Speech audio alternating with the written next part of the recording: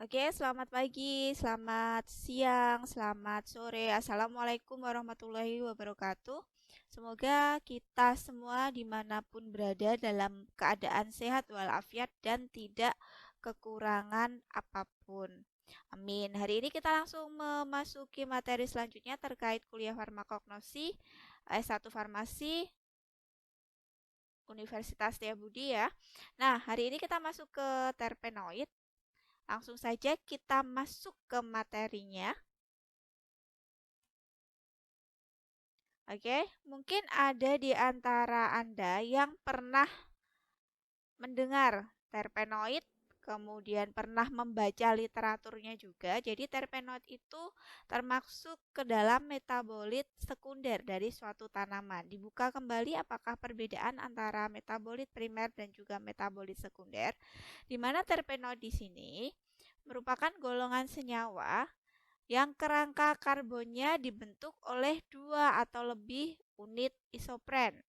Kita lihat dulu unit isopren seperti apa. Nah, ini adalah unit isopren. Ini adalah isoprennya, unit isoprennya. Ini secara lengkap unit isoprennya adalah seperti ini. Nah, terpenoid di sini dia ada kerangka karbonnya dibentuk lebih dari satu atau dua atau lebih unit isopren. Satu unit isopren itu mengandung 5 atom karbon.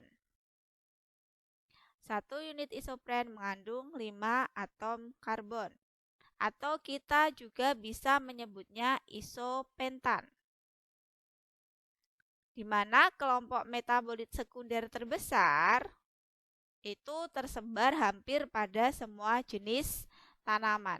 Jadi terpenoid ini ada di hampir semua jenis tanaman. Dan di sini ada ini ya, ada dari strukturnya nanti kita akan mengenal mana kepala, mana ekor, dan ada digabungkan oleh rantai karbon yang menghubungkan pula kepala dan ekor dari isopren. Ya, ini adalah unit isopren 1, unit isopren 2. Jadi minimal terdiri dari 2 unit isopren. Oke, terpenoid bisa kita klasifikasikan berdasarkan jumlah unit isoprennya. Atau kita sebut tadi isopentan karena terdiri dari 5 atom C, kan? Yang dia terinkorporasi pada cincin molekul dasar. Kita lihat dari bentuk terpennya itu ada monoterpen, satu terpen. Monoterpen di mana unit isoprennya ada 2 unit isopren. Karbon atomnya berapa? Kalau satu unit isopren itu ada 5 karbon atom, kita tinggal mengalihkan saja. Kalau unit isoprennya ada 2, itu berarti 5 dikali 2, jumlah karbon atomnya ada 10. Begitu pula untuk sesquiterpen. Unit isoprennya ada 3. Kalau satu unit isopren itu jumlah atom karbonnya 5, kita tinggal kalikan saja. Jadi 3 dikali 5 ada 15 atom karbon. Di terpen, ya. Terpen itu monoterpen itu terdiri dari, kembali lagi monoterpen terdiri dari 2 unit isopren. Ya. Nah, kalau di terpen dia terdiri dari 2 monoterpen. 2 monoterpen berarti unit isoprennya ada 4 dan atom karbonnya ada 20. Begitu seterusnya ya. Karotenoid dia terdiri dari 8 unit isopren dengan 40 atom karbon. Rubber ini lebih dari 100 ya unit isoprennya, atom karbonnya lebih dari 500.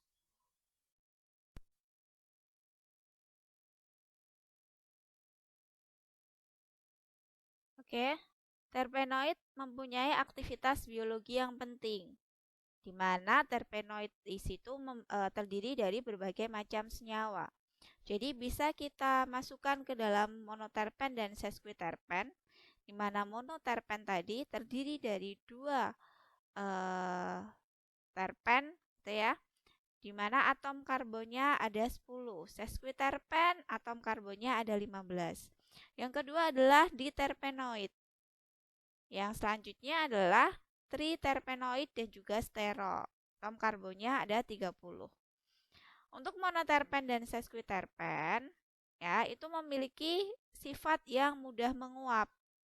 Nah, biasanya masuk golongan monoterpen dan sesquiterpen itu adalah golongan minyak atsiri. Jadi yang memiliki bau yang khas misalnya adalah cengkeh, kemudian sitrus, dia memiliki aroma yang khas. Pala, gitu ya. Dia memiliki aroma yang khas sehingga dia masuk ke dalam golongan minyak atsiri, masuk ke dalam monoterpen dan juga sesquiterpen. Nah, selain itu monoterpen dan sesquiterpenoid ini dia memiliki fungsi sebagai pengatur pertumbuhan dari tanaman penghasil atau sumber tanaman penghasil monoterpen dan sesquiterpen tersebut. Untuk diterpenoid lebih sukar menguap kalau kita bandingkan dengan golongan monoterpen dan juga sesquiterpen. Contoh diterpenoid di mana dia memiliki atom karbon sebanyak 20 karena dia 2 kali dari monoterpenoid, ya. Monoterpenoid terdiri dari 2 terpen C 10 gitu ya kalau monoterpenoid. Kalau di terpenoid dia ada atom karbon sebanyak 20. Nah, contoh di terpenoid ini adalah antibiotika. Jadi memang antibiotika itu susah menguap ya kalau kita bandingkan ke dalam minyak atsiri secara langsung.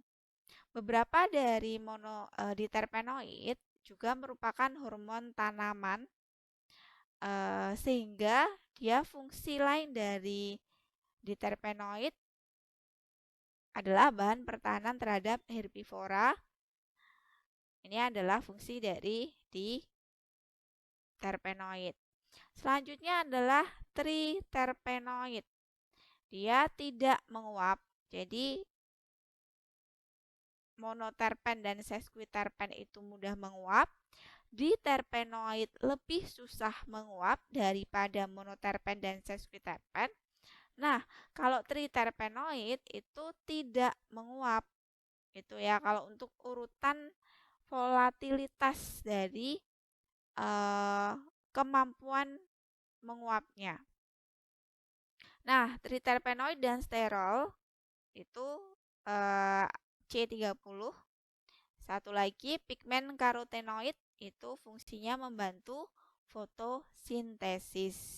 Dia memberi pigmen warna orange gitu ya, karotenoid biasanya ada pada wortel. Oke, terpenoid beberapa sifatnya. Terpenoid umumnya larut dalam lemak. Kemudian dia terdapat dalam sitoplasma sel tumbuhan. Nah, dia terdapat pada sitoplasma dari sel tumbuhan. Di sini adalah sitoplasma dari tumbuhannya. Oke. Minyak atsiri biasanya berada dalam kelenjar minyak pada daun. Nah, minyak atsiri di daun ada kelenjar minyaknya.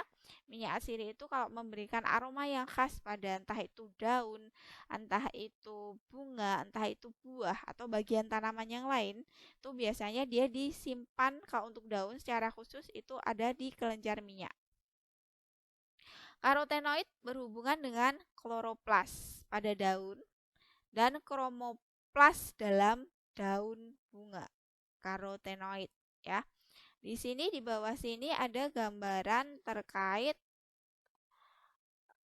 dinding sel, terkait sel dari tumbuhan ya.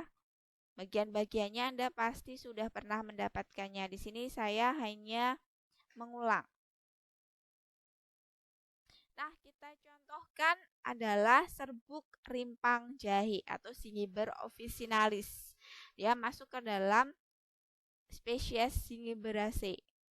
Nah, di sini kita akan tahu bahwa rimpang jahe itu memiliki aroma yang khas. Nah, berarti dapat disimpulkan bahwa si rimpang jahe itu memiliki kandungan minyak atsiri. Kita lihat dari gambar identifikasi dengan mikroskop ya, fragmen-fragmennya identifikasi dengan mikroskop, di mana di sini minyak atsiri pada serbuk jahe ini dilihat dengan perbesaran 600 dengan ukuran 600 mikrometer. Nah, kita bisa melihat minyak atsirinya itu dia memiliki ciri atau karakteristik dia memiliki warna yang lebih pekat di dalam suatu sel. Nah, ini adalah minyak atsirinya yang warnanya orange kuning. Nah, kalau yang dia tidak berwarna itu adalah parenkim. Untuk gambaran lebih jelas butir minyak atsiri di sini diperbesar lagi. Ini ya butir minyak atsiri itu dia berbentuk tidak teratur tapi ada minyaknya di sini. Kemudian ada sel gabus. Ini ada sel gabus di rimpang jahe paling luar bagian sel setelah epidermis gitu ya. Itu ada sel gabus pembesaran 400 kali Anda dapat melihatnya. Ada sklerenkim dan juga berkas pembuluh. Kita masuk ke serbuk batang kina, Cinchona cortex dari tanaman Cinchona sucirubra, genus Rubiaceae. Ya. Jadi di sini kalau di tanaman kina kita tahu kulit batang serbuk batang kina atau batang kina sendiri itu memiliki senyawa kuinin ya. Di situ dia dipercaya berdasarkan pengalaman empiris dari pendahulu kita itu untuk menyembuhkan atau mengobati malaria. Nah, untuk fragmennya dari mikroskopnya gambarnya seperti ini ya parenkim. Kemudian ada kristal oksalat. Ciri dari kristal oksalat itu kristalnya kecil-kecil ya, ada kristal oksalat. Nah, minyak atsirinya sama, karakteristik minyak atsirinya dia pekat gambarnya. Biasanya dia kuning coklatan. Jadi tidak bisa membedakan antara parenkim. Parenkim dia warnanya pudar gitu ya, tidak ada warnanya cenderung. Kemudian kalau minyak atsiri dia memiliki warna yang pekat gitu kan, coklat atau kuning.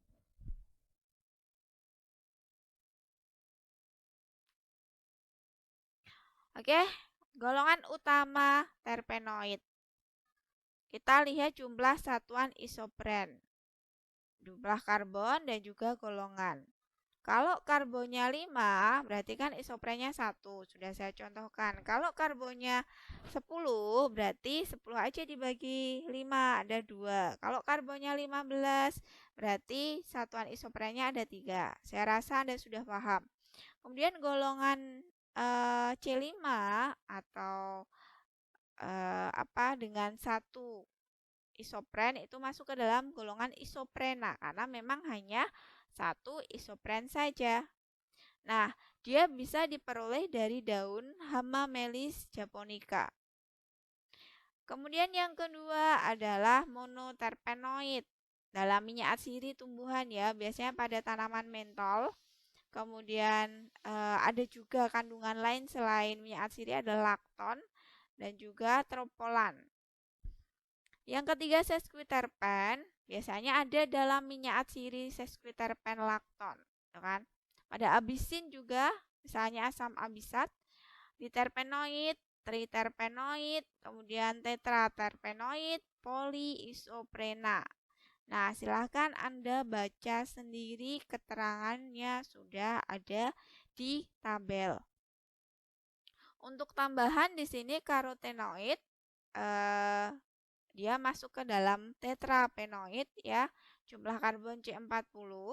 Tetapi ada keterangan lain, ada karotenoid dengan C50 dikenal dalam berbagai bakteria. Jadi untuk karotenoid dia ada yang atom karbon jumlahnya ada yang 40, ada yang 50.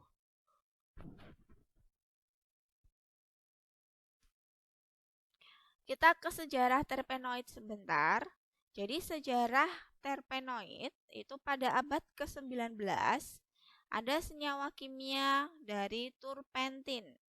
Turpentin dari kata terpen, hidrokarbon dengan rumus molekul C10H6.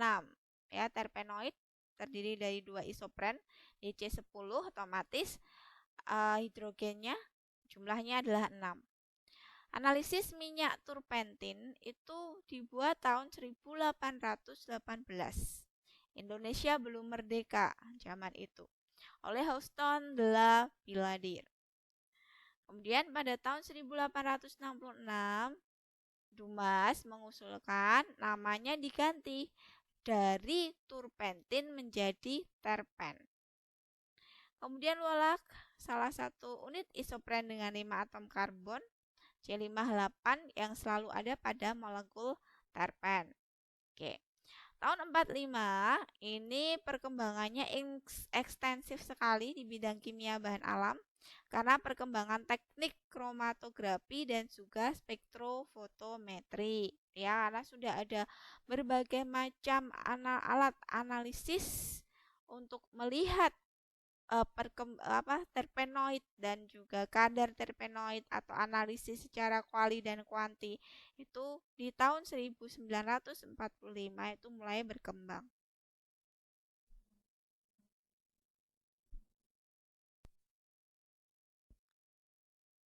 Oke, kita masuk ke klasifikasi terpenoid secara umum atau General Classification of Terpenoid. Nah, di sini kita bisa melihat beberapa penggolongan dari si terpenoid ini sendiri. Nah, ini unit isopren ya, unit isoprennya.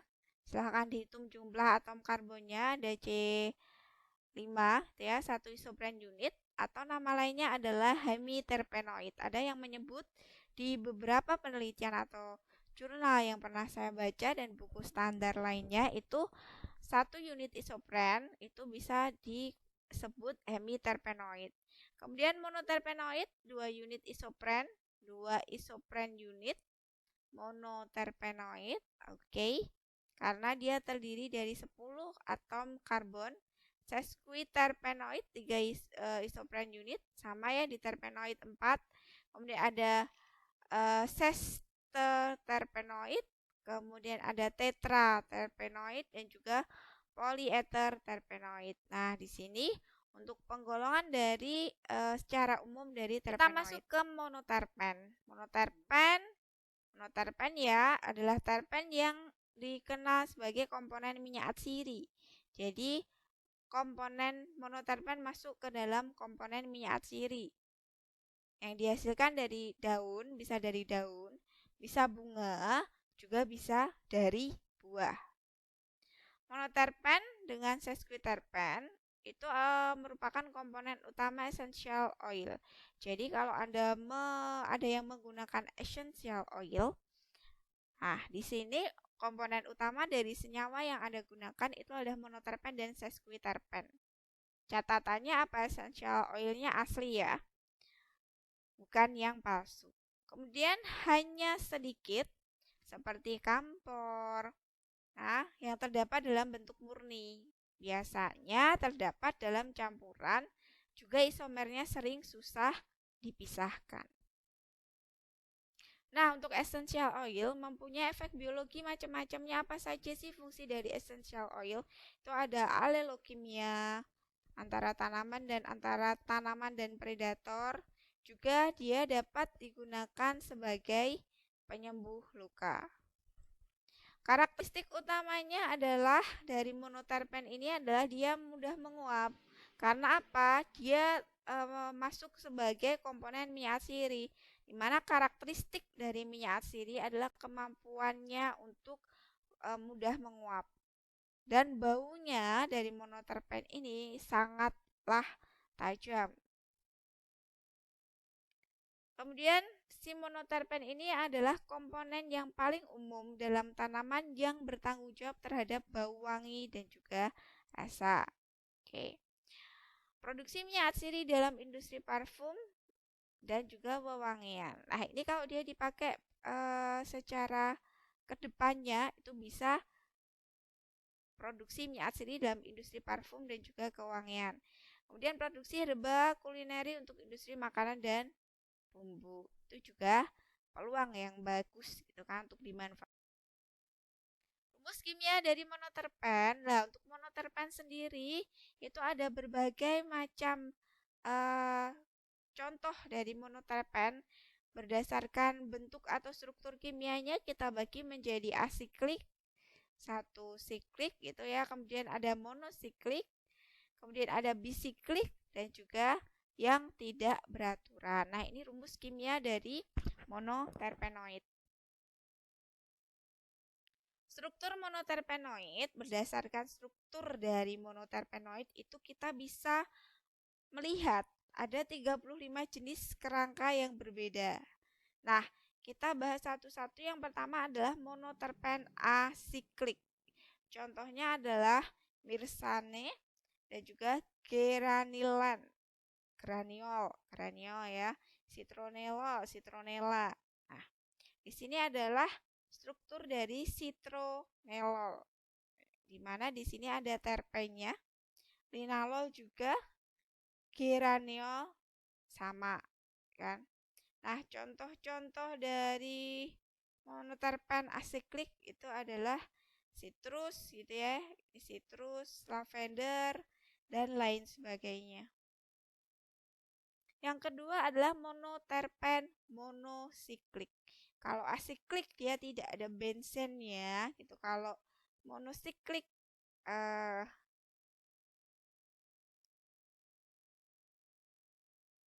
seperti ini ya. Di mana monoterpen monosiklik itu diturunkan dari sikloheksan dengan substituen isopropil.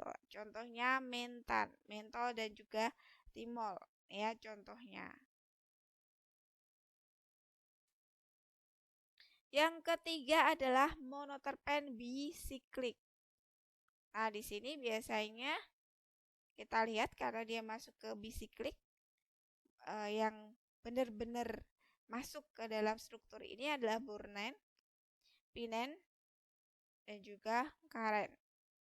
Nah, kamfor masuk ke dalaman burnen dan juga borneo. Di sini bentuknya tidak teratur ya, monoterpen bisiklik.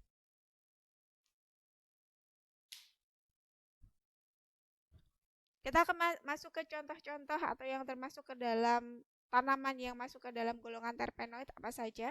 Yang pertama adalah kamfor. Dia diperoleh atau sumber penghasil dari Camphora, Cinnamomum camphora ya, dari familia Lauraceae. Nah, untuk ciri khas dari atau karakteristik dari Camphora ini adalah kalau dia dalam bentuk kristal, baik ditemukan dalam batang atau cabang, dan juga kadang ditemukan juga di akar atau bisa juga terlarut dalam minyak atsiri atau secara sintetik. Kegunaannya sebagai apa? Sebagai antipruritik topikal. Penggunaan topikal kita lihat range penggunaannya 0,1 sampai 3%. Kalau lebih dari 3% bagaimana Bu? Nanti kemungkinan akan muncul efek yang tidak diinginkan atau efek samping kan. Yang kedua adalah counter iritan. Dia 11%. Kegunaannya Anda tahu counter iritan ini biasanya dia dikaitkan dengan inflamasi ya, untuk keseleo dan lain sebagainya. Setelah itu dia juga bisa berfungsi untuk menstimulasi saraf kulit atau dia bisa mengurangi rasa sakit pada kulit. Mengurangi batuk pada anak biasanya dioleskan pada dada atau leher untuk penggunaan secara praktisnya atau secara cepat. Kemudian menghirup uap dari aromatik. Kita tahu Camphora ini memiliki aroma yang khas sekali. Jadi bisa dimanfaatkan aromanya untuk uap aromatik. Nah, di sini anestetik lokal biasanya. Nah, ini adalah pohon. Anda lihat gambar di bawah ini dan juga di samping. Ini adalah pohon Cinnamomum camphora.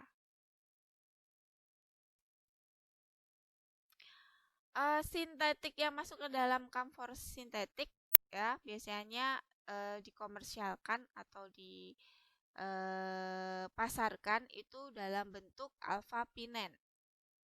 Nah, dia dari minyak turpentin, beberapa sekuen. Contohnya adalah HCl isomerasi, kemudian treatment dengan KOH, dan akhirnya terjadi oksidasi dengan HNO3.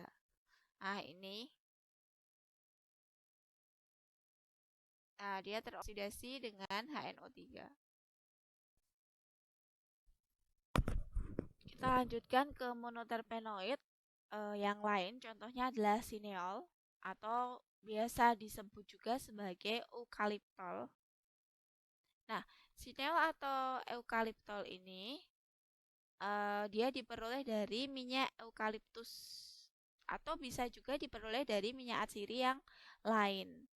Di mana minyak eukaliptus ini diperoleh dari destilasi uap daun segar dari Eucalyptus globus atau spesies dari eukaliptus lain. Ya, kalau untuk minyak atsiri, metode ekstraksi yang digunakan adalah destilasi. Nanti Anda akan dapatkan lengkap di fitokimia terkait macam-macam alat ekstraksi, bagaimana cara mendapatkan ekstrak, dan juga keuntungan dan kelebihan dari masing-masing prosedur ekstraksi yang digunakan. Nah, kalau untuk minyak atsiri, untuk sineol atau eukaliptol ini memang dengan destilasi karena dia termasuk golongan minyak atsiri dan juga mudah menguap. Kan? Penggunaannya sineol atau kegunaan atau manfaatnya untuk inhaler hidung karena memang baunya yang bisa melegakan pernafasan. Kemudian dapat juga untuk antiseptik karena dia memiliki mekanisme untuk menghambat ini ya. Kemudian anestetik ringan untuk hidung dan juga tenggorokan, inhalasi uap. Nah, ini untuk pasien bronkitis. Mentolmin ya. Kita tahu penggunaan mentol ada konsentrasinya sebagai antipuritik, ada konsentrasinya juga counter iritan. Biasa juga dikombin dengan bahan lain, misalnya kamfor. Kemudian kalau dia si mentol ini kita kombinasi dengan kamfor, sineol dalam salep, obat batuk, semprot hidung, inhalasi untuk mengurangi gejala bronkitis, sinusitis, dan juga hidung tersumbat. Nah, ini adalah manfaat dari si mentol tersebut. Dosis kecil dalam mulut itu bisa menjadi karminatif. Nah, ini adalah struktur dari mentolnya. Ini adalah tanaman mentolnya. Timol itu diperoleh dari minyak Thymus vulgaris atau minyak timi ya. Bisa juga minyak ursemin, Monarda punctata, Oswegoti, ajowan gitu ya, dari Corum capsicum atau disintesis. Nah, penggunaan dari timol ini sebagai antifungi dan juga antibakteri lebih kuat daripada fenol, tapi penggunaan dari timol ini masih terbatas karena kendalanya adalah kelarutan dari timol ini rendah di dalam air, dan untuk efek samping yang ditimbulkan untuk pemakaian jangka panjang itu dapat menyebabkan iritatif. Kemudian antiseptik dan analgetik topikal dengan konsentrasi 0,1 sampai 1%. Dapat juga digunakan sebagai antiseptik untuk mouthwash. Sesquiterpen dia terdiri dari 3 unit isopren ya, dari asiklik, bisiklik, dan trisiklik. Di mana senyawa sesquiterpen ini dia memiliki bioaktivitasnya cukup besar. Bisa untuk antividen, antimikroba, antibiotik, toksin, dan lain sebagainya. Oke, ini rumus kimia sesquiterpen, ada yang asiklis, monosiklis, bisiklis, dan juga sesquiterpen langton. Oke, secara luas sesquiterpen bisa didistribusikan di alam. Ini ya bisa dilihat seperti terpenoid misalnya. Nah, di sini di tabel ini Anda bisa melihat sumber penghasil dari tanamannya, kemudian dia ada di mana, kemudian manfaatnya apa. Nah, ini bisa dilihat di sini. Kemudian klasifikasi dari sesquiterpen, ini ada klasifikasinya, dia asiklik, monosiklik, kemudian sumber tanamannya dari mana, kemudian spesifikasinya bagaimana, strukturnya dari bagaimana. Nah, ini sudah lengkap ya. Ini lanjutan. Silahkan dibaca sendiri, nanti kalau tidak paham silahkan bertanya ke saya. Oke. Masih masuk ke ini ya materi Juniperus communis, juniper gitu ya. Itu juga kandungan minyak cirinya bagus. Kemudian Syzygium aromaticum, cengkeh. Nah, ini dia masuk ke bicyclic, bicycle sesquiterpen atau beta caryophyllene bicyclic sesquiterpen. Contoh dari gambar strukturnya dan juga abisik asid dia lebih kompleks daripada struktur yang lain. Valerian, akal valeri officinalis. Nah, tanaman liar atau bisa budidaya biasanya dikeringkan pada suhu kurang dari 40 derajat Celcius, kemudian sedikit sedatif dan juga tranquiller. Nah, kandungan aktifnya dari valerian itu ada ester epoksi iridoid valepotrates. Nah, ada juga yang mengatakan bahwa aktivitas minyak atsiri dan sesquiterpen dia akan menghasilkan asam valeranat. Ini adalah struktur dari valeranat tersebut. Kemudian sesquiterpen chamomile itu dia dikeringkan dari Matricaria recutia ya. Terus di sini dia masuk ke dalam apa namanya? Camellium nobile ya. Terus dikenal sebagai ginseng kalau di Eropa. Aktivitas dan antispasmodiknya minyak atsiri terutama sesquiterpen ya. Di sini aktivitas zat aktifnya ada bisabolol, bisaboloside, procamazole dan lain sebagainya, di mana aktivitas yang lain adalah flavonoid dan juga kumarin, dia menambah efek dari spasmolitik. Kalau dibuat sediaan bisa infusa dalam bentuk teh, juga ekstrak total tanaman atau sediaan yang mengandung minyak atsiri dalam jumlah besar. Oke, part 1 kita sudah sekian, kita lanjutkan ke part 2.